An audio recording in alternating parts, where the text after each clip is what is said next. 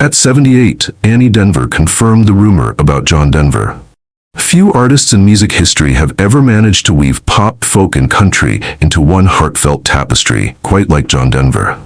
But somehow, John Denver, America's beloved singer and songwriter, did it so effortlessly, it felt like magic. He didn't just top charts, he defined a sound. In the golden age of the 1970s, Denver's acoustic melodies like Take Me Home, Country Roads, Leaving on a Jet Plane, and Annie's song became timeless anthems. And that last one? It was a love letter to his then-wife, Annie Denver. And now, in a moment that silenced decades of whispers, Annie herself, at 78, has spoken out about the truth behind the rumors surrounding John Denver. Yes, Annie Denver finally confirmed what so many wondered, closing the final chapter on lingering speculation about the legendary musician. It's funny how fame works. Most people wouldn't recognize Annie Denver on the street, yet they know her name because of one man. But those who truly know her story understand she's more than a footnote. She's an accomplished woman in her own right. Annie wasn't just the wife of a superstar. She was also a former school commissioner and television personality. Which honestly makes it no mystery why Denver, with all his fame and options, fell so deeply in love with her. Rewind the clock to September 6, 1946. Annie Martell was born to Jim and Norma Martell in the heartland of Minnesota. From the start, her life was grounded in simple values and strong faith, the kind that quietly shapes remarkable people. She wasn't an only child either. Annie grew up with 3 siblings, Linda, Terry, and Ben. Together, they shared a childhood rooted in Christian teachings and small-town warmth. Annie's early years were steeped in familiarity, local Minnesota schools, community ties, and everyday dreams. But little did she know, her life was quietly aligning with something far bigger. After graduating high school, Annie set her sights on Aldo's College in St. Peter. And it was there, within those college walls, that her destiny collided with a rising musical star. Back then, John Denver wasn't yet a household name. He was just another passionate musician in the Chad Mitchell Trio. But when he met Annie in 1966, something clicked. Something that would echo for years in songs and hearts alike. Annie was a sophomore then, full of youth and curiosity, and Denver couldn't shake the impression she left. They reconnected a few months later, and that's when everything changed. You won't believe what Martell revealed during a 2022 episode of the Mobituaries with Mo podcast. It was a heartwarming story about how she and John Denver first crossed paths. Back then, her future husband was already charming hearts while playing alongside the Mitchell Trio, setting the stage for something special. Moments later, he grabbed his guitar and joined a quirky little group putting on a humorous musical. And that's when Destiny walked in wearing blue jeans. Believe it or not, Martell was just the girl in the background, walking across the stage carrying signs that marked Act 1 and Act 2. But here's the twist. John never forgot what she wore that day. A flannel shirt, blue jeans, and penny loafers, etched in his memory forever. They didn't waste time either. Letters were exchanged, hearts connected, and in a blink, they were already preparing for a walk down the aisle. Fast forward just 9 months, and on June 9, 1967, they sealed the deal. Yes, it all happened that fast. If there's one song that made Annie Martell a household name, it's John Denver's deeply emotional ballad, Annie's Song, and it changed everything. This wasn't just another love song. It wrapped together his soul-deep devotion to music, his overwhelming love for Annie, and his passion for nature in every line. And just when we thought we knew it all, Annie Denver herself recently dropped a truth bomb that fans have been longing to hear for decades. Even now, at 78, Annie confesses that she still tears up every time she hears that song. It never lost its grip on her heart. But Annie's song isn't the only melody that stirs her emotions. She also revealed her love for Perhaps Love, a duet her ex-husband did with Placido Domingo. Was it inspired by a real, intimate moment? That's the question everyone asks. But the truth is even more surprising. Contrary to what many have assumed, Annie's song wasn't born out of romance. It came from a moment that shook John Denver's world and changed him forever. You might not know this, but 1971 was a turning point in John Denver's life, especially with the release of his timeless hit, Take Me Home, Country Roads. But that's not all. Tracks like Annie's Song also shaped his musical legacy in unforgettable ways. It all started when John and Annie headed out on a camping trip to Aspen, Colorado, joined by a few close friends. Nature took the lead here. And for someone like Denver, who thrived in the outdoors, falling for the breathtaking mountain town was only natural. What followed changed everything. The place that inspired Rocky Mountain High eventually became their forever home. They didn't just visit, they moved in, built a home, and started raising their family there. Then came a day in 1973, a moment that would echo in musical history, when John Denver rushed home, bubbling with inspiration from the wilderness around him. According to Annie, the beautiful lyrics of Annie's Song were born after one of their many reconciliations following a lover's quarrel. Feeling peaceful, Denver hit the slopes, and while riding the Ajax chairlift, something magical happened. Right there on Aspen Mountain, the song appeared in his mind like a whisper from the sky. He didn't wait. The second he returned home, he jotted down the words, and in less than 10 minutes, the song was complete. Though it started as a romantic piece, it transformed into something spiritual, a heartfelt prayer. Annie herself later said, "It's comforting to know that our love is immortalized in that song. Even though life had other plans, that melody remains proof of what we once shared." Though they weren't able to have children of their own, the Denvers opened their hearts through adoption. They lovingly raised 2 children, Zachary John and Anna Kate, who became their entire world. But as life would have it, not all love stories end with a sunset. By 1982, their 15-year marriage had ended in divorce, closing a bittersweet chapter. There are always 2 sides to a breakup, and in this case, both John and Annie had their truths.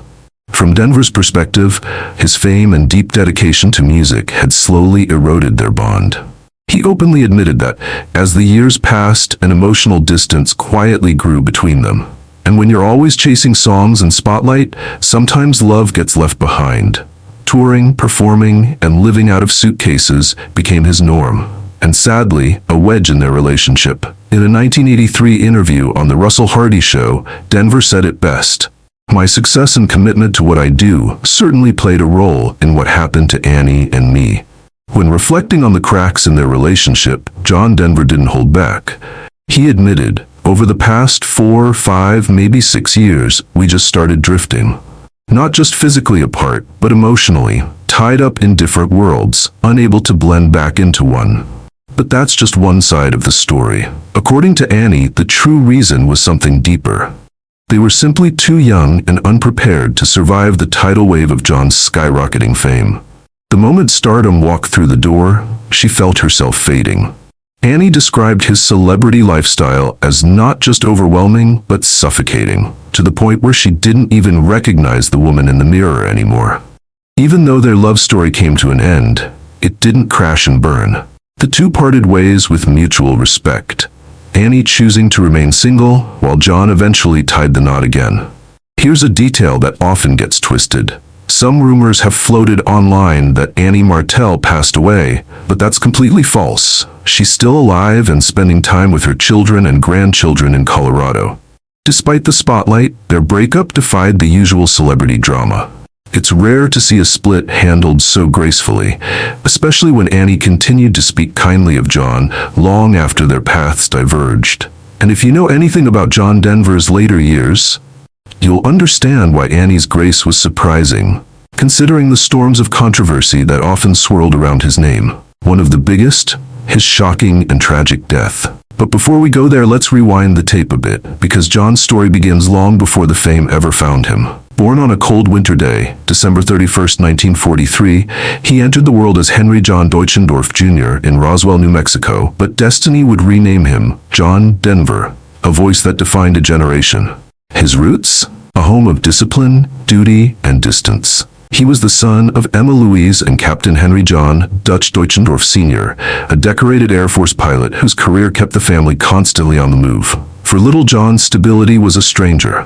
He remembered his father as stern and emotionally distant, and the endless relocations left him shy, withdrawn, and always starting over. That's why the quiet in his music felt so real. Denver's introverted nature was shaped by a childhood in motion, where the constant moving made it hard to build lasting friendships or feel truly at home. Fitting in was never easy for him. Every time the family moved, he struggled to connect and adjust to their new surroundings. But one place gave him a rare sense of stability. When his father was stationed in Tucson, Arizona, they lived there longer than anywhere else, from 1951 to 1959. Everything shifted when he turned 11. His grandmother handed him an acoustic guitar, a gift that would quietly spark a lifelong passion. Alone in his room, without formal lessons, he taught himself how to play, forming the foundation of his future music career. As the years passed, he didn't stop strumming. By the time he reached college, he was good enough to get booked at local clubs and gigs. Those early performances helped shape his confidence, even though he was still using his birth name back then. That changed thanks to Randy Sparks, the founder of the New Christy Minstrels, who suggested something simpler, something catchier. So, adopting the name John Denver, he kept making music while also studying architecture at Texas Tech University in Lubbock. It wasn't just solo playing, he also performed vocals in a folk group during those years, before making a bold decision in 1963. He left college behind, packed up, and moved to Los Angeles with one goal: to chase music full-time. His journey took him to the heart of LA's folk scene, performing regularly at clubs where everything began to snowball. 2 years later, a big opportunity landed. He replaced Chad Mitchell in the well-known Chad Mitchell Trio. But this was no ordinary swap. The group soon evolved into Denver, Boyce, and Johnson, spotlighting all three members: John Denver, David Boyce, and Michael Johnson. Together, they redefined their sound and pushed the boundaries of folk music. Eventually, Denver realized it was time to forge his own path, so he stepped away from the group to launch a solo career. That leap led to his debut solo album, Rhymes and Reasons, which he released in 1969 under RC Delay Records. Before landing that record deal, though, Denver took matters into his own hands by self-producing a demo collection. One of those early songs was Babe, I Hate to Go, a heartfelt piece that caught the ear of producer Milt Okun. Okun saw the song's potential and helped rework it into a new version, one you likely know today as Leaving on a Jet Plane. From there, Okun didn't just become his producer, he also introduced the track to Peter, Paul, and Mary. Their rendition became a sensation, topping the Billboard Hot 100, while Denver's original version soared to #1 on the US Cashbox chart in December 1969. And just like that, a humble guitar gift had turned into a moment that launched a legend. Most people think they know John Denver, but what often gets overlooked is how he jump-started his own rise to fame by crisscrossing the Midwest, handing out free concerts, and performing at local venues without charging a dime, just to get heard. Before the world caught on, he hustled his way into radio stations that only mildly acknowledged his talent, until they realized he was the genius behind Leaving on a Jet Plane, which changed everything. Not only did he show up, but he often got the rare chance to perform live on air, sneaking his songs into people's hearts during prime radio time. These grassroots moves weren't just admirable, they were game changers, laying down a loyal fan base that stayed devoted to him for years, long after the spotlight shifted. His persistence paid off dramatically when his follow-up album, Poems, Prayers, and Promises, released in 1971, shattered expectations and finally put him on the commercial map. The real breakthrough moment? That came with Take Me Home, Country Roads, a single from the album that rocketed through the charts and into American folklore. While his Midwest charm won hearts early on, a major force behind his rising star was his new manager, Jerry Weintraub, who launched a strategic radio campaign that flooded the airwaves with Denver's music. Thanks to that campaign, John Denver wasn't just a regional favorite anymore. He became a national sensation almost overnight. The early 70s saw him dominate the airwaves, with unforgettable songs like Rocky Mountain High, Sunshine on My Shoulders, Thank God I'm a Country Boy, and Annie's Song playing everywhere. But Weintraub didn't stop there. He pushed Denver into television, getting him booked on countless guest shows until he was the one hosting them. The momentum built into something massive when his holiday special, Rocky Mountain Christmas, aired to over 60 million viewers, becoming ABC's highest-rated show at that time. His fame was no longer just local or national, it was international, and soon he had his very own BBC series, The John Denver Show, which cemented his global appeal. Recognition poured in from every corner, with John Denver snagging multiple Grammy Awards and American Music Awards, placing him among the greats. But when the charts started quieting in the late 70s, Denver didn't fade. He pivoted, turning his energy toward humanitarian work and becoming a voice for environmental conservation. You might be surprised to learn that John Denver didn't just sing about love and nature. He lived it by actively supporting causes close to his heart, including performing to raise funds for the Aspen Camp School for the Deaf and contributing generously to the Aspen Valley Hospital's $1.7 million capital campaign. Not only that, Denver also owned the breathtaking 450-acre Windstar Land Conservancy in Aspen, Colorado, a place that wasn't just his residence, but a thriving wildlife sanctuary and environmental education hub that reflected his deep passion for the earth. Most fans know he was once married to Annie Martell, but what they may not realize is how dramatically their 15-year union ended, with Denver, in a moment of fury, taking a chainsaw to their marital bed just to drive home the reality of their split. What pushed him to such lengths? Sources close to the couple claim he did it out of retaliation after Martell allegedly chopped down several cherished family trees on their Aspen property, a move that clearly struck a nerve. It wasn't until a few years later, in 1985, that Denver found love again, this time in Australia, where he met actress Cassandra Delaney during a trip to Sydney, and their whirlwind romance soon turned into marriage by 1988. In May the following year, the couple welcomed a daughter named Jessie Bell and began a new chapter together in Denver's home in Aspen.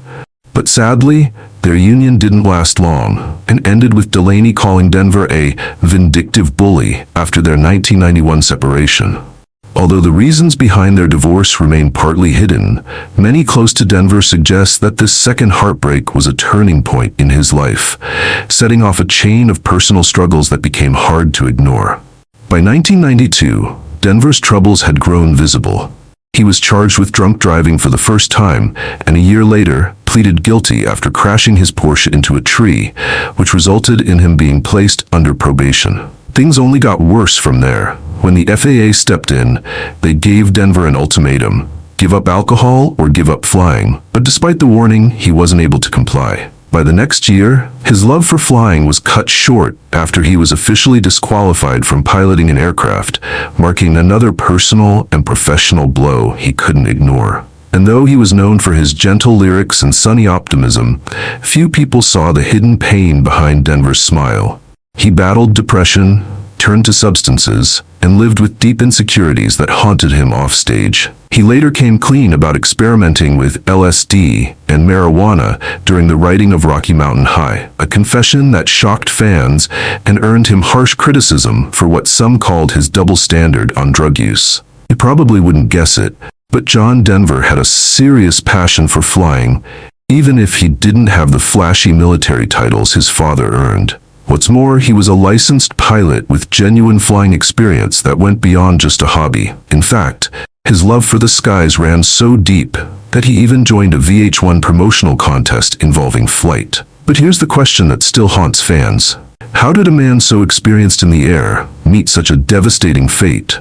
Could this have been more than just a mechanical failure? Could someone have tampered with his aircraft? Before we dive into possible answers, we have to take a closer look at something critical: the design and nature of aircraft itself. Planes, much like any machine we trust with our lives, are engineered with extreme safety and durability at the forefront. But here's the catch. Unlike cars, you can't just pull over in the middle of the sky when things go wrong. When fire sparks inside a plane, even something as subtle as smoke can escalate into disaster in less than a minute. That's why aircraft come equipped with a critical safety feature: a cockpit fuel shutoff valve meant to contain fires and give pilots a fighting chance. This feature can allow a pilot to kill the flames long enough to look for an emergency landing spot and regain control. Now here's where things turn tragic. John Denver was flying a Rutan Long EZ, a lightweight, home-built aircraft, when everything went terribly wrong. The plane went down in the cold waters of Monterey Bay, just off Pacific Grove, California. And on that fateful day, October 12, 1997, John Denver took his final flight. At just 53 years old, his life came to a sudden and shocking halt. Whispers of conspiracy and swirling theories quickly followed the tragic crash. One theory that gained serious traction pointed to a fatal design flaw, placing the fuel selection valve awkwardly behind the pilot's left shoulder. This poor ergonomic choice meant the pilot would have to let go of all flight controls just to reach it, an impossible trade-off midair. But the fuel system wasn't his only problem. It gets worse. Some of his gauges gave vague warnings about low fuel levels, but without clear markings or linear readings, they offered little real help. All signs pointed to a disastrous truth. This plane was a mechanical death trap, a flawed machine that ultimately dragged the beloved country singer into the ocean's cold grip. However, let's not forget, John Denver also overlooked several basic safety checks, making the faulty design just one piece of a larger tragedy. In the end, that fateful flight cost him everything. And yet, despite how it ended, John Denver's legacy refuses to fade. Even now, decades later, his music and humanitarian efforts continue to move hearts and shape lives. Just this year, his timeless anthem, "Take Me Home, Country Roads," stormed the Billboard charts again, thanks to a powerful Super Bowl commercial that reintroduced him to a new generation. And that's not all. His story lives on. So, while the sky may have taken John Denver far too soon, his spirit never stopped soaring. His voice still echoes through the mountains, the highways, and the hearts of millions who grew up with his songs. He may have fallen from the clouds, but in the world of music and memory, John Denver will always fly high. Thanks for watching. And if his music ever moved you, go ahead and hit that like button. Subscribe for more timeless stories and let us know your favorite John Denver song in the comments below.